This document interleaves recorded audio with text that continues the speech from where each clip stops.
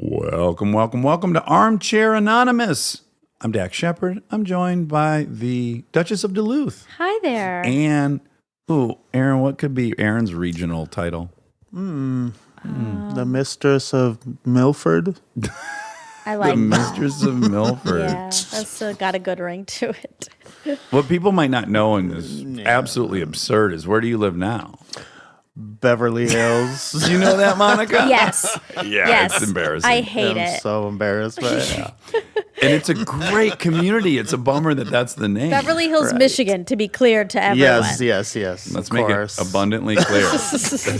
Beverly Hills, Michigan. Because sometimes Ruthie will tag, and I'm like, oh, they're here. Beverly Like, I Hills, always get confused. Like, oh my God, they're here. And then I realize. Yeah. But it is a great community, and it's right next door to Tokyo, Michigan, which is also a really good little town. Wait, are you and it's lying? just south of London, Michigan. Oh, Yes, okay. he's lying. Lies. Yes. But that's how preposterous it is. Beverly Hills, Michigan. Yeah, on the outskirts of Los Angeles, Michigan. Colorado, USA. This was a fun episode. This is the coitus interruptus episode, the most awkward moment when you were interrupted mid-coitus. It's fascinating. I want to be on all of these episodes. You should be. Have you ever been interrupted during coitus? Yeah. Yeah, recently. Oh, wow, recently? Yeah. So your children? Oh, no, dogs. the dogs. Yeah. Yeah. But it's something. It's aggressive. Yeah, it gets a little awkward. Are they trying to join like, in? Am I supposed to let him join in? Sure. And then I kind of wouldn't mind, but Ruthie would. I do remember that Lola would always try to be involved. All of a sudden she'd get up on the bed, she'd be right close to the action. And you're trying to decide, is she just a dog that doesn't know what's going on? Or is she homed up? Yeah, sure. Because it's palpable to her sense of smell or something. I don't know. Oh, the smell. That is probably what it is. And you don't want a sexualized dog in the mix. Like, if there's just a dog in the immediate area, that's fine if they're laying on the ground and nonplussed. But if they're revved up, that's a gross feeling. Well, right? what about their red rocket? Oh, my God. I always assume it's a human reincarnated that's trying to get sexy with us. Okay, then he's got to go. He's got to go. Yeah, we can't have him involved. Is it Dan or is it... It's Newman. Yeah, Yeah. the big goofy doodle. Yeah. Those doodles are too human. Like, his They eyes are, I are know. creepy human eyes. The eye contact is the first thing to happen where, Oh, God. you know, if I look over and make eye contact, it's usually turns out to end the session. Sure. Because it Yeah. seems like an invitation. Yeah, it's just, I can't concentrate after that. Right.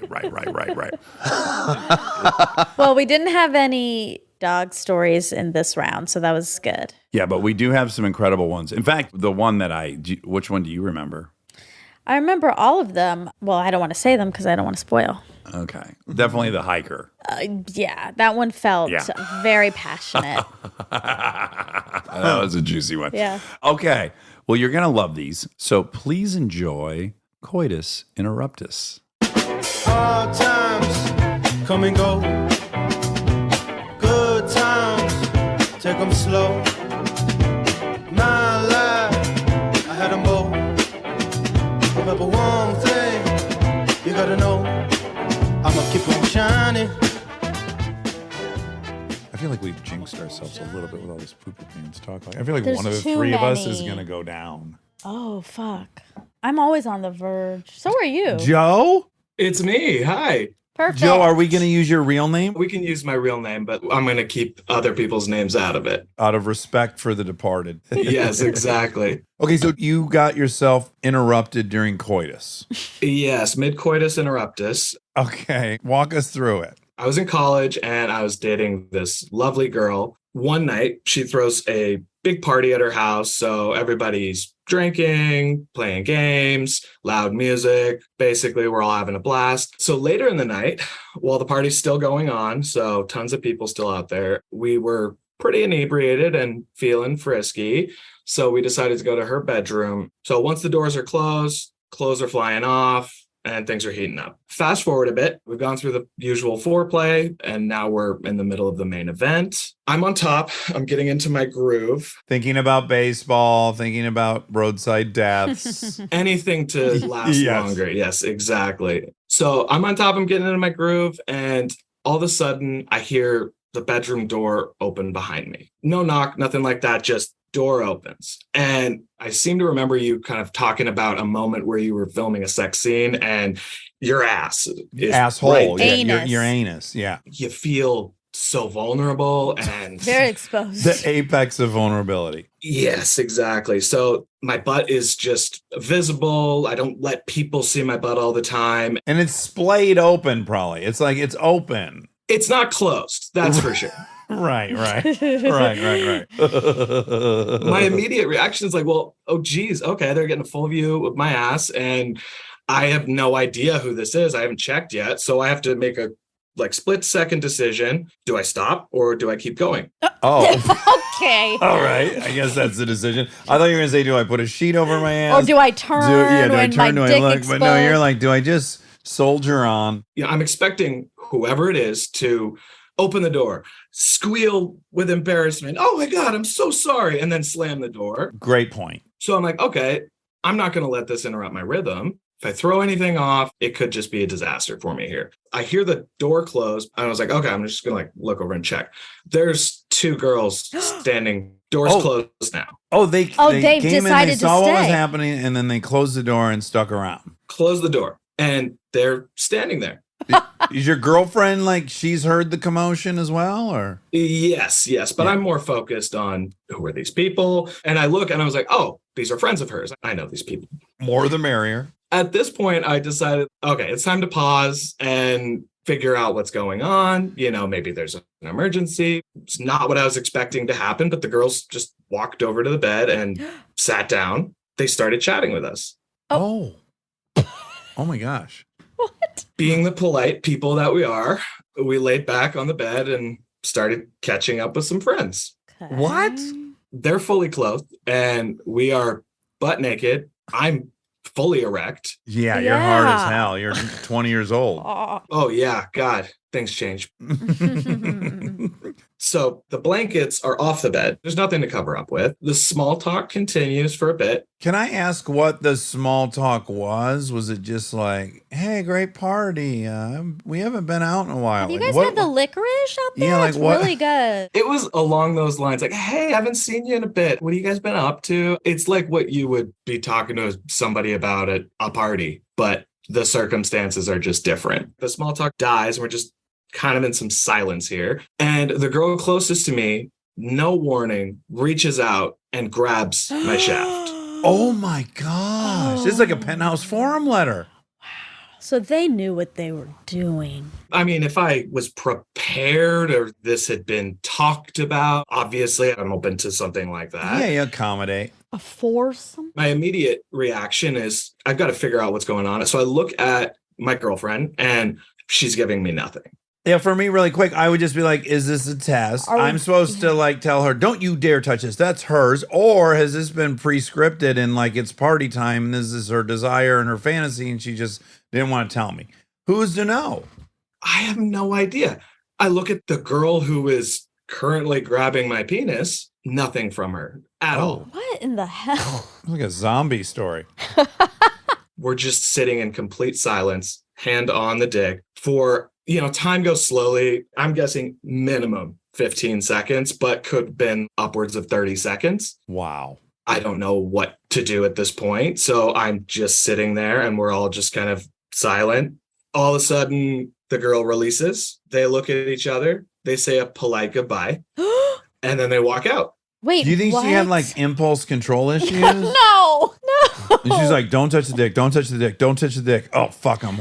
Uh-oh, I already did it. I had to do I'm it. still doing it. And we don't want to shame her at that point, No, she's wrestling kink with shame something. her. Yeah. They came in to have a foursome. I might have sprayed if that or hand, got soft. because One it of the was so- two. Yeah. because you're mentally prepared for the task at hand, but you throw a curveball like that in, and now there's a strange first time you're feeling this hand on your penis. You could spray. You've already done some quality pumps. 100%. Primed and ready to go. So I'm kind of impressed, Joe, that you didn't. But maybe just the stress of whether you were making the right or wrong decision. It was just some combination there because absolutely, I think that would have been totally in the cards if it had been a planned event. Right. They're gone now. I now just have to figure out what's going on. I look at my girl and I say, well, that was weird. I was like, any idea what that was? She goes, no idea. And we never spoke about it again. Wait. Oh my what? goodness. My naive self at the time, I think what was going on is, like you said, Monica, I think she was being super sweet and was trying to set up this really fun, cool experience for me. Yeah, now's the Yeah. time. Trying new things, but she didn't want to overthink it or anything. We were young, so I'm assuming this would have been each of our first times in a situation like this. Yep. Sure. So nobody really knew how to approach it. And so the gut reaction was just, Well, Okay. Hand grab. yeah, like, oh, this will kick things off. Like, he'll handle it from But here then, if I okay, initiate. Fuck. Then I wish your girlfriend, if she had known, which I do kind of think she did, she should have taken the reins at that point. So, okay, I agree with you. I think your assessment is accurate. That's such a big deal to come in while two people are fucking and shut the door and stay. So Yeah. I agree with you. Where your girlfriend fucked this whole thing up is the fourth person. Like if a Right, single what? girl had come in, sat down next to you, hi guys, how's it going? And then touches your penis. This is so obvious. It's the fucking bystander. It does make it odd. What's that person doing? whole new variable. To be fair to her, she's young and she wants you. She wants she's a- like, this is really going to be exciting. She looks around. She's like, who's the hottest girl at this party? Okay, it's Tiffany. Yeah. Tiffany. Do you wanna I'm just fuck me wondering, and do you want to Joe? maybe? Yeah. And then Sarah is there and she's like, can Yeah, I come? Exactly. And she Yeah. more just wants to watch, like, Uh-huh. I'm in college. I want to see a threesome. I'm part of fun stuff too. Right. So I'm coming in, but I don't have a game plan and I don't even have a role in this. Yep. And that's what fucked everything up. I think another one is one girl was like, yeah, I'm game, but like, I'm a little nervous. Can this person also come? Uh-huh, Sure. uh-huh. And her boyfriend, Ted, in case it gets wild. Weirdly, this type of thing has happened to me many times, or I wouldn't say many, but a number of times. Really? Wow. I've told these types of stories to my friends before because it's funny. And then also, has this ever happened to you? And nope, this is not a common occurrence. And I don't know why this keeps happening to you. It's not, but I'm going to tell you why it's happening to you. I know exactly why it's happening to you. Lay it on me. Let's hear. Girls, right or wrong, really trust you. They think you're just into them. They're That's not nice. threatened. No girlfriend of mine would have ever thrown that scenario at me because they know I was horny for everyone. They're like, oh, geez, you even let someone walk through the room and he's going to try to get them involved. Like, I wasn't trusted. I think women feel very safe with you and that you're very loyal. And then they think if anyone deserves this, it's you, and you'll stay focused on the prize. Oh, well, that is really sweet. That is sweet. I think that's what's going on. I hope so. Also, are you just like dropping, quote, subtle hints that you'd love to have? I've been using inception techniques, all of that behind the scenes. This pizza's great. The only thing that could make it better is 3 pieces of this pizza. 2 is good. Imagine how good 3. I recently got promoted to manager. So Exactly. Yeah, I have a feeling I know where this is coming from. Well, look, Joe, some guys are blessed. You know, some guys. You got a good role in The Some guys are Sim. blessed. Yeah, you got a real nice role. I mean, look, they picked the right guy and also the wrong guy. It's all complicated. the guy who was too naive to know something good when it falls in your lap there. Right. They were right. They were right about you. Yeah. Oh, well, yeah. I mean, I appreciate that. And Dax, thank you for being vulnerable and showing guys that it's cool to be vulnerable. And Monica, Dax is right. Guys totally have crushes on you and you need to start accepting it. Thank you. I had a crush on you before I even saw what you looked like. And then when I saw what you looked like, I was like, wow, okay. I apologize if that's too real. No, Love it's it. so flattering. She'll Oh my she'll gosh. be inviting you and a friend over shortly. There'll be 4 of us there. Maybe 5. You want minimally enough for a pickup game of basketball. This is really sweet. Well, Thank Joe, you. thank you so much for those kind words. It's been a blast talking to you, and enjoy the blessed. Yeah. Oh, well, thank you. And you guys continue doing good work. Thank you so much. Bye. Joe. Bye. Hello. Hello. How are you? Good. How are you? Oh, you're so fit. The girthiness of your neck. I'm intimidated and jealous and happy for you. Don't boost my confidence. Somebody hit on Monica. Are you down south somewhere? Right now I'm in Florida. We're on vacation. Ooh, Oh, nice. okay. We live in Roswell, Georgia. Oh my God. Look at that. Ding, ding, ding. Yeah. I lived in Duluth when I first moved there. No way. What was your spot? You know, I moved there to work, so I ended up living off Steve Reynolds. Harry's. Do you remember Harry's? Of course I know Harry's. That's a farmer's, well, it's a grocery store. But they Okay. call it Harry's Farmer's Market. My mom loves Harry's. Is there a cafeteria inside? Probably. Oh, that's great. You moved a little bit and I caught some bicep vascularity. Why are you so fit? My wife suggested that I take my shirt off. The last guy did that, so I thought that may be a little bit stupid. It's just a hobby, or do you do something that makes you this fit? I'm like 50 years old. I played football in college and state. I play tennis now, so I try to stay in shape. Yeah. All right. Well, it's working. I'm thinking that maybe I should say how good you look. No. I don't look that great right now. I do sometimes look great, but you can save it for the times I actually. Well, your shirt's a little loose today. It's I'm wearing hard a to baggy tell. thing and I didn't lift today. My veins aren't where I'd like them to be for you to assess me. Okay. All right. You got a pump in today. I can tell. Not yet. I'm going to play tennis as soon as this is over. Oh, okay. Great. Okay. Well, as much as I wish this was the prompt, tell us about a story of being super jacked. This, unfortunately, is the That's tell us the next story time. of coitus interruptus. So please, Michael, tell us what happened. I was raised in Louisiana, northern Louisiana. My parents are Southern Baptists. They're very religious. Church 3 times a week. A lot of the apocalypse, Okay. hell, and fire and brimstone. So all of that stuff was there. You felt super guilty when you masturbated, all that stuff. Oh, my God. I still tell my wife every once in a while after we finish up, I have a little bit of guilt. I'm working on it. 1991, I'm a senior in high school.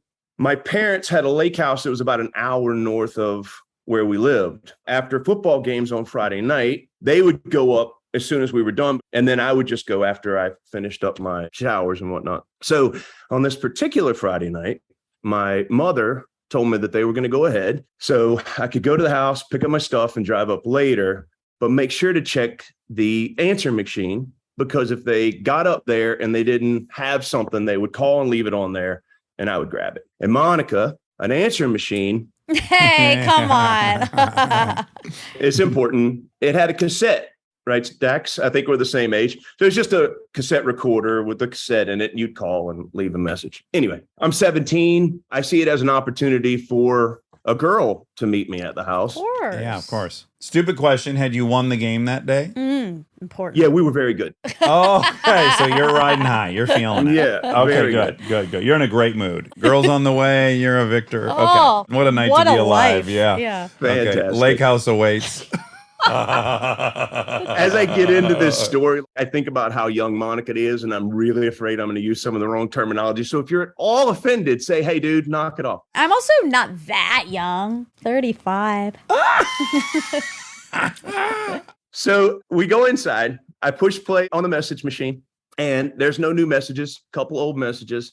Head back to the bedroom. Lights are off. We go back to my bedroom. This is 1991. I had like a king-size waterbed that left about a 6-inch trail around the room. You know, it's pretty much just a room filled with bed. I had the same setup, brother. Oh, so good. Anyway, so I walk her to the side of the bed, and we're getting the hydraulic fluid lubed up there. Mm-hmm. I'm working the north end a little bit and doing my thing. And Sure. Yeah. Bringing everything online. Yeah. yeah, absolutely. Head down south and get things moving. Sure. We get the cover off of the thing, lay her down on the water bed, and, you know, it's making that sweet swishing sound that lets you know what's coming. And I'm moving my way down the chest. I'm going to go meet this thing face to face. And just as soon as you get to the spot where somebody might yell out bingo, this loud, dark, deep, ominous voice fills the earth as far as I'm concerned. In seconds, the words Lord and God and heaven and holy fuck, it washed over me, man. I realized that I had brought the apocalypse. You really at that moment thought, I'm so sinful. this is the end time. I brought her here. I'm going face to face with this thing. God. Yeah. Marriage is not your intention. Yep. Right. So what are you doing it for? This fear and confusion and just, oh, fuck, what now? Washes over me. And I kind of remember putting myself together enough to know that I've got this young lady here. I got to go confront the Lord and Savior of the world. Yeah.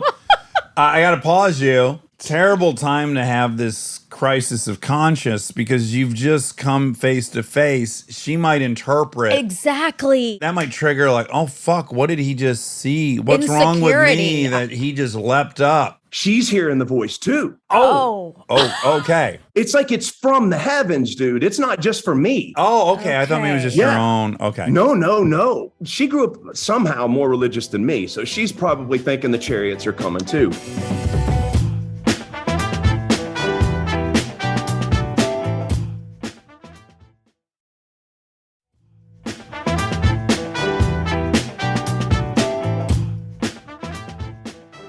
So I get up, I put the tools away, and I remember moving out into the hallway. We grew up in a small house, but I looked down that hallway, and I swear to you, it felt like it was 6 miles long. And all I could think about on the other side of that hallway was coming around the corner and the bright light and the Lord standing in front of it. And like, here we go, brother. Welcome to hell. Yeah. Still just completely freaked out. I ease my way down the hallway, and I'm about to make that turn into the living room. And I make the turn, no light. But the voice is going strong. But the voice seems to be coming from a more central area at this point. Right. Not as omnidirectional or omnipresent. Right. But still just one Bible verse after another. So I moved towards the voice and realized that the answering machine is the Lord's voice. Okay. So like, I'm so caught up in all this shit that then I'm like, why is Jesus speaking through the... He couldn't get anyone on the phone, so he left a message. He tried calling, maybe. but no one picked up. Yeah. What an odd choice for the most powerful guy in the world. Yeah. Analog. So I moved to the message machine and I looked down at it. I flipped the light over and I looked down in it and it said the Holy Bible on the cassette. Oh. And it all made sense. My father just couldn't get enough of the Bible on tape. He just listened to that shit all the time. Yeah. So we had these huge collections of them. Somebody ran out of cassettes. It's not really coming together that well at that point, but here's what's happening. I'll go further. Mom ran out of cassettes and put Dad's Bible thing in there to be recorded over. Because there's no way he would sacrifice No. Yeah. He'd make the trip up to Radio Shack and get some Memorex. Somebody had used this Holy Bible tape in the answering thing. And later I put all the science together. It's a certain cassette that's supposed to go in there. So when you finish the message, it's supposed to stop, rewind, and start over. Well, this is the wrong tape for the machine. So it had this big gap of emptiness that allowed me and her to get to the hot spot. And then the Lord's voice just came on. Oh, wow. So I figure all of this out, but I didn't go back to work. I didn't say, hey, let's start. I was like, get your shit and we're getting out of here. And dude, it stuck with me. I'm 48 years old and I'm still dealing with that shit. Wow. And she too equally like, oh God, thanks for the warning. You know, I never remember talking to her about that. It's so self-centered in the first place, 17-year-old boy. Big victory, yeah. I should probably call her someday and be like, hey, sorry about all that. Wow. Interrupted by God. Wow, not many folks are interrupted by the Lord. Yeah. That's great. That's great. I bet she was also like Relieved. grateful and relieved. Yeah. Because if she was even more religious than you, hearing from God in that moment is like, I knew I wasn't supposed to. I knew it. Well, I didn't have this sexual guilt as much as I did have some masturbatory guilt for a while. But I will say, we just did a stealing episode. And what I really related to was the pre-theft mindset. Like, I'm going to get this. Here's the way I'm going to get it. Here's the reason I'm justified to steal. All these things. And then the second you get that thing you stole, it's like, oh my God, what have I done? Why did I do that? I'm going to get caught, right? It's just on a dime. Similarly, you and this gal had experienced that post-orgasmic switch flip of like, I'm going to hell. I'm the worst person alive. So in some weird way, when you get interrupted at that moment, you're almost like, well, okay, well, that saved us the whole feeling terrible in 15 minutes. I guess so. Okay. Baby. I'll let you have it. No, did you feel guilty after you would have sex? Oh, God, yes. Yes, Yeah. that's what I'm saying. Like, that's what was coming. You guys both knew somewhere in the back of your mind, after we both finish, we're going to be riddled Feel with guilty. guilt. So in some way, getting interrupted when you have that mindset is almost like you were saved the guilt session that's coming. That's a great way to look at it. The really crazy thing is how small the mind was at the time to think that I had ended the world by bringing this girl. Right. Yeah. Right. I still feel I'm that important, but I backed Sure. off just a little bit since Yeah. then. I was about 14 when I started questioning things, and I did it out loud in a Sunday school class, went over really well. But then that thing happened, you think you're moving in a direction, and then all of a sudden, You hear the Lord. Yeah. but leaving that town and getting around people I just didn't know anybody that thought any different. So I don't know where the hell it came from to question it. But then when you finally find your people, you're like, thank God. I mean, I don't have to worry about getting down there and meeting that thing and having Armageddon again. That's No. right. That's Although right. it does raise the stakes, which Well, is that's fun. true. You know, That's true. That can be fun. Yeah. I mean, if you think this thing's so desirable, you're Powerful. willing to go to hell for it. That says a lot. Yeah, it's very complimentary. It's flattering. Yeah. I'll go to hell for you, baby. I think at that age, you probably would. Oh, God, yes, God, yes, you're short-sighted. Well, Michael, that was a delight. What a delight to meet you as well. Thanks for the kind words. You were supposed to ask me what my favorite episode was. Monica, would you like to ask? Oh, sure. Hey, I was wondering, what's your favorite I'm episode? going to guess. All right, my guess is Dog the Bounty Hunter. I was very impressed with that, but I'm so in love with David Sedaris and have been for so long. Oh, he's the best. And Malcolm Gladwell, like, how can you get enough? And big ups for telling Julia Louis-Dreyfus she's a 10. Oh, thank you. Thank you. That's back when I was still allowed to say that. I don't care. It was so necessary. When Connie Britton was on, I was like, dude, you got to let her know she's a 10. Smoke Show. You I did. switched out 10 for Smoke Show. Bombshell. He still finds a way. Don't worry. Well, Michael, what a delight. So nice to meet you. And thanks so much for giving us that story. Yeah. Thanks a lot, guys. That was super fun. All right, take Bye. care. All right. Good night. That was fun. Hi. there. Are we allowed to use your real name? You can call me Carrie. Carrie. Okay, wonderful. Where are you at in the world, Carrie? I'm in BC, Canada. Oh, are you at Whistler? I'm in Squamish, so just south. Oh, okay, wonderful. Are you a snowboarder, a mountain climber? You're a mountain climber. Mostly, but also a snowboarder. Yeah, Cool. the arms gave it away. Look at those fucking pipes, Monica. I'm Oh my God. jealous. I'm so Is it jealous. inappropriate to ask you to actually flex like this, like a bodybuilder? Can we see it? Oh Wow. my God! Wow. Fuck yeah. Okay. Yeah, those are really nice. Oh, wow. Carrie, well done. Well done. Thank you. Okay. Luckily, you're having coitus with that great body because you had coitus interruptus at some point. Tell us what happened. This is a really gross story, so if anyone's like eating lunch, Okay. maybe like stop doing that. Trigger warning. Okay, so this was back in the day. I used to be an addict, and so I was incredibly high on ecstasy with my partner. And we're walking home from whatever we were doing that day. I can't even remember. And we were like ravenously horny. Oh, yeah. We just can't wait for it, and the whole way home, Sure. when we get into our tiny little 100 square foot apartment, we're just ripping each other's clothes off right at the door. It's just like we vaporized, our clothes are in a pile. So I'm on my period, important detail. Yep. Great. Who cares? Who gives a Your fuck? flies are there. They've cares? arrived. They're there, they're very there. It's like the first day.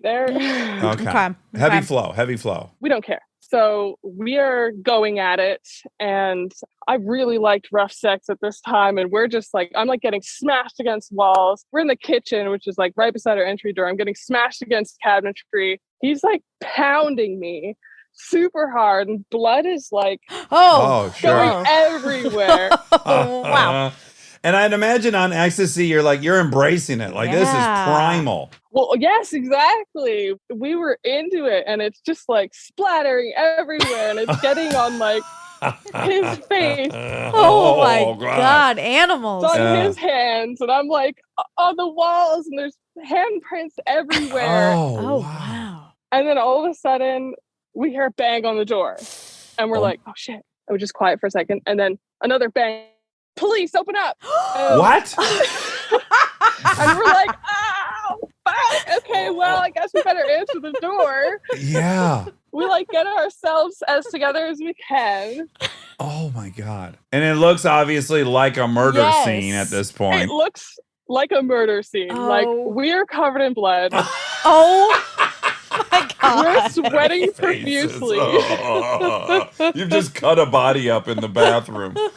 Exactly. And I can like see their eyes. There's two police officers. Their eyes are just moving around the room behind us, just like looking at all these smears of blood everywhere. Oh, wow. They know right away. They just look back at us and they're just like, just keep it down, okay?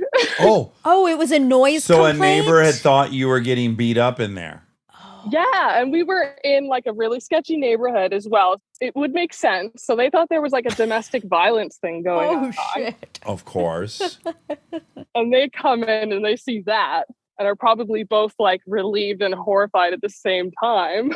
Well, really quick, did you have to explain anything or did they just put two and two together right away? They're like, you're on day one of your flow. I mean, how would they know that? There was not a lot of words said.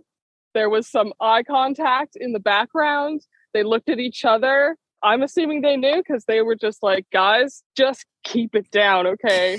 Oh, wow. Wow. Well, maybe because, did you like have to put a robe or a towel on or something? Like maybe They probably had that mid-coital look. And they were on Right. ecstasy, so their eyes were huge. True. Our pupils were like the size of bowling balls Yeah, manhole covers. and covered in blood, but like no stab wounds anywhere. I love that it was on his face. I know. I know. I didn't even know how it got there. Probably on my face too. I just like, oh my God, an absolute crime scene. Couple follow-up questions. Were you able to climax while on ecstasy? I am. He wasn't. That's the beauty. I have climaxed a single time on ecstasy, and after having ruled out that that was an option for years. So when it happened, I was like, of course, it's compounded by ecstasy, and it's a complete shock because I thought it was impossible. Oh my God. And if I had to put a pin in a moment in time that I'd like to be stuck in, it would probably be that. Oh, wow. Yeah. I mean, naturally, I'd rather be with my family. But beyond that, just an actual apex of intensity. How long have you been sober? I've been completely sober for 2.5 years. I've not had an issue for, I guess, maybe 12.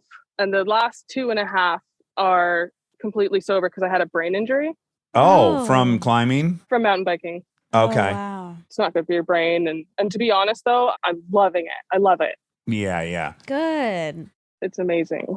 Here's my next question. Did you watch that incredible documentary? It's insulting that I can't remember his name, but it was about this kid who climbed and he did every kind of terrain and he didn't care if anyone was following him. Did you see that one? It was really good. And then he died. He was climbing ice. I did. And it made me sweat for sure. Well, the thing I walked away with is so many people not in that community look at it as what a reckless guy. Of course he died.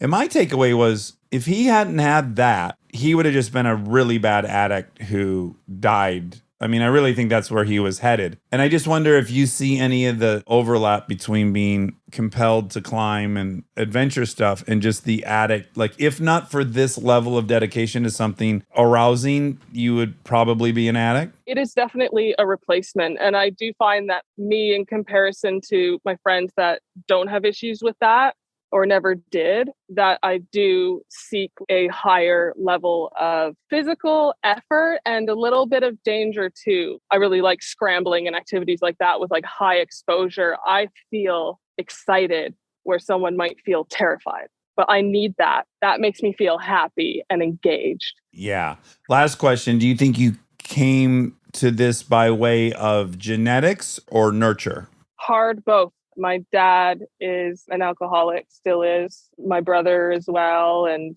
the reason why I think that I could have a beer now if I wanted to, or whatever else it is, and be fine. And it's because I've gotten rid of the nurture that made me feel like I'm a piece of shit. I don't have that to numb anymore. Oh, that's lovely. Oh, that's so good. What a great story. It made me horny, that story. Did it make you horny, I got Monica? some PQs. Yeah. Yeah. It sounds pretty primal and It really wild. does. Yeah. Well, I'm glad it didn't make you barf. No.